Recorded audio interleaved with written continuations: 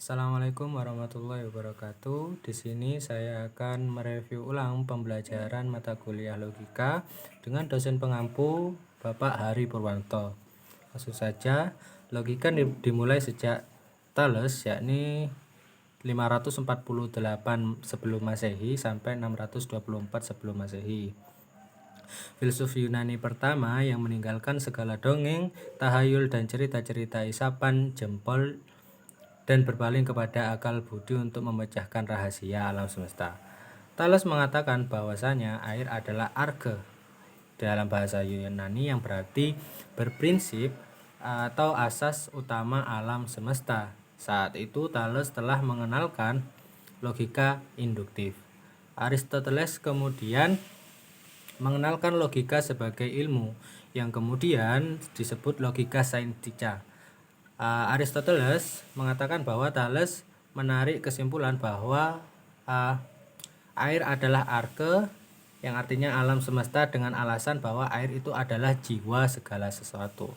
Sedangkan logika itu sendiri adalah dapat diartikan suatu cara yang diciptakan untuk meneliti ketepatan penalaran dan mencegah kesesatan dalam berpikir.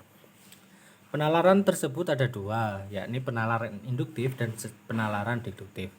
Pengertian untuk penalaran induktif itu sendiri yakni merupakan cara berpikir dari pernyataan khusus ke umum.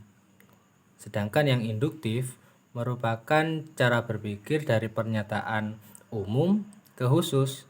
Nah, contohnya dari penalaran induktif ini adalah pegawai di tuku A ramah. Pegawai di tuku A di desa Koteronon sangat ramah. Terus pegawai di tuku B di desa Koteronon juga sangat ramah.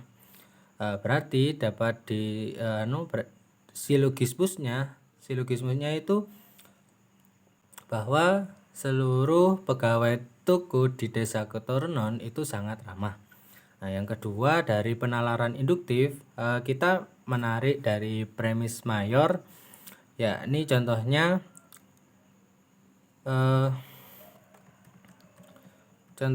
premis mayor yaitu makhluk hidup mempunyai mata. Si fulan adalah makhluk hidup. Si fulan adalah seorang makhluk hidup. Silogismenya atau kesimpulannya adalah si fulan memiliki mata. Nah, itu merupakan dari contoh penalaran deduktif. Selanjutnya yakni tentang akal budi. Akal budi manusia ketika kanak-kanak yaitu sering mengidentifikasi sesuatu sejak kecil. Nah, hal itu berlatar belakangkan dengan pengalaman, yakni pengalaman anak tersebut atau bisa disebut secara empiris. Lalu yang kedua membandingkan dari analisis kesimpulan. Anak tersebut itu ketika diberi dua pilihan antara mainan mobil-mobilan atau motor-motoran, nah itu mereka itu akan menganalisis secara pikiran lebih enak mana mainan mobil-mobilan atau sepeda motor. Tentunya mereka akan menentukan dengan pilihan mereka masing-masing, sehingga dari analisis tersebut muncullah kesimpulan dari anak tersebut. Terus yang ketiga, kemampuan inteligasi atau ilmu masing-masing. Nah, pada masa tersebut anak tersebut bisa dikatakan sudah menerima informasi-informasi yang dia dapat atau ilmu-ilmu yang dia dapat untuk mengembangkan akal budi mereka.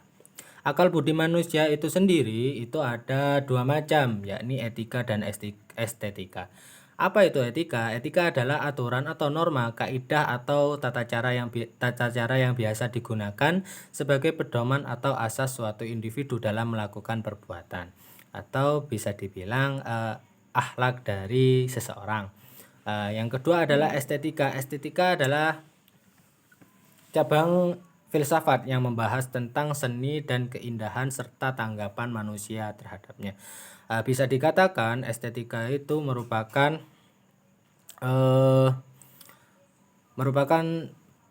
bagaimana penyampaian manusia tersebut dalam